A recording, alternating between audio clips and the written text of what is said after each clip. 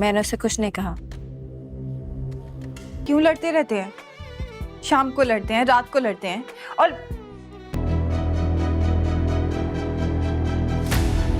आज हम बात करेंगे कि ड्रामा सीरियल दिल ही तो है में क्या हो रहा है और क्या होने जा रहा है। तो आपके लिए खुशी की खबर ये है कि बुरे के साथ बुरा हो रहा है और अच्छे के साथ अच्छा हो रहा है। सबरीना के लिए अब आसानियां पैदा हो रही हैं क्योंकि हर मुश्किल के बाद आसानी ने आना होता है। और अबीरा का हाल ये है कि वो अपने शोहर और अपनी सास पर धौंस जमाने की कोशिश कर रही है, जैसा कि उसकी फितरत है। लेकिन उसे क्या मालूम था कि जैसे को तैसा टकरेगा, यानी उसे आगे हारून जैसा सख्त आदमी टकरेगा जो अबीरा जैसी बदतमीज लड़की की आर्म ट्विस्टिंग करना जानता है।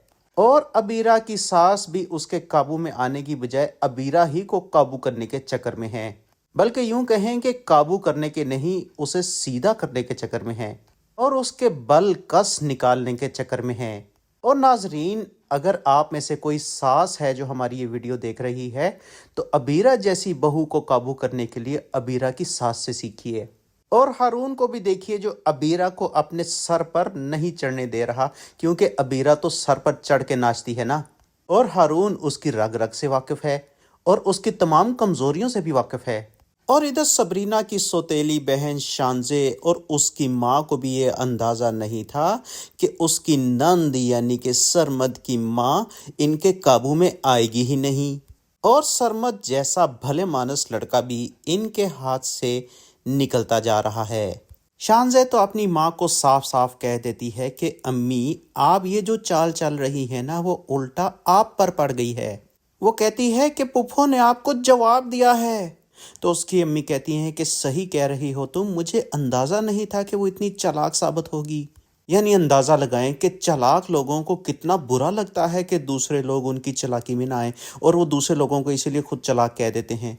लेकिन वो फिर भी अपनी बेटी को तसल्ली देते हुए कहती है कि कुछ नहीं होगा, सरमद कुछ दिन के लिए वहाँ गया है, कुछ दिनों के बाद उसके दिमाग से सबरीना के इश्क का भूत उतर जाएगा और एट दी एंड उसकी शादी तुमसे ही होगी।